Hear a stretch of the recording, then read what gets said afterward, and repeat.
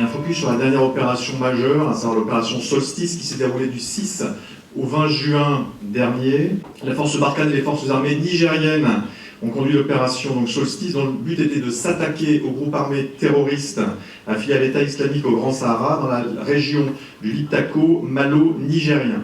Alors depuis plusieurs semaines, les actions de renseignement montraient que le IGS, à partir de ses bases, justement dans le Liptako malien, cherchait à exercer une véritable terreur, à la fois dans la région, mais également auprès des populations, forcées de déserter leur village.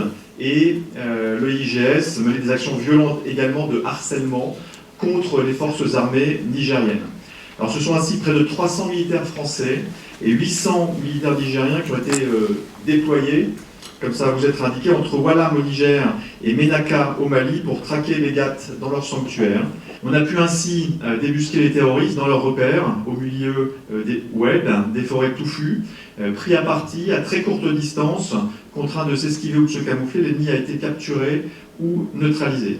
Ainsi, plusieurs cadres de l'IGS se trouvant parmi les individus neutralisés, dont l'un des chefs du groupe, Dadi Ould Shaib, plus connu sous le nom d'Abou Dardar. Ces captures et neutralisations portent indéniablement un coup d'arrêt et un coup dur à l'IGS. De la même façon, la saisie de nombreuses ressources complète cet excellent bilan, comme indiqué à l'écran, donc avec 13 motos, près de 30 armes légères d'infanterie, une cinquantaine d'appareils de communication ou encore du matériel entrant dans la confection d'engins explosifs. Vous avez également à l'écran la composition, donc 300 militaires français, 800 militaires nigériens, environ 150 véhicules, 450 heures de vol et 8 opérations d'engagement majeures qui auront été réalisées lors de cette opération. La violence des combats au sol donc, a néanmoins coûté la vie à un de nos camarades des forces armées nigériennes et occasionné donc, des blessures auprès de 3 de nos camarades français. Ils ont tous été rapidement évacués par l'hélicoptère et se trouvent actuellement à Gao. L'opération Solstice a également confirmé tous les bénéfices du partenariat que l'on peut entreprendre avec les forces armées partenaires dans les pays de la BSS. Également, la participation donc, des forces spéciales européennes de la Task Force Takuba, j'y reviendrai, a permis également d'initier la coopération opérationnelle avec les forces armées nigériennes, coopération qui sera appelée à se renforcer dans les mois et les années à venir. Takuba, maintenant, avec la visite du général Grassano, qui est donc le représentant de l'Italie dans la région du Sahel, et qui s'est rendu sur la base opérationnelle de Ménaka, sur laquelle sont déployés plusieurs militaires italiens dans le cadre de la Task Force Takuba. Aujourd'hui, les militaires italiens de la Task Force Takuba sont environ une vingtaine, et comme cela a été annoncé, et donc sous plafond et enveloppe gouvernementale, ils seront à terme environ 200, avec jusqu'à entre 6 et 8 hélicoptères. L'exercice Efara Wakea, les 20 et 21 juin derniers, ce sont 3 rafales, 2 A330 Phoenix, 2 A400 M Atlas qui ont réalisé une projection de puissance vers la Polynésie française sur une durée juste inférieure à une quarantaine d'heures. À leur arrivée dans l'espace aérien tahitien, les rafales ont alors simulé un tir dans une ambiance d'espace aérien contesté. Alors, le déclenchement de la frappe fictive a été réalisé sur l'ordre du Centre Air de Planification et de Conduite des Opérations, le CAPCO, situé à Lyon. C'était une première, et pour la première fois, donc, ce tout nouveau CAPCO a été mis en œuvre pour conduire la totalité de cette projection de puissance. Déployé depuis le 28 mai dernier en Méditerranée orientale, on a un bâtiment qui est un bâtiment de base des plongeurs démineurs, Pluton, et son détachement de plongeurs qui ont œuvré avec leurs homologues libanais.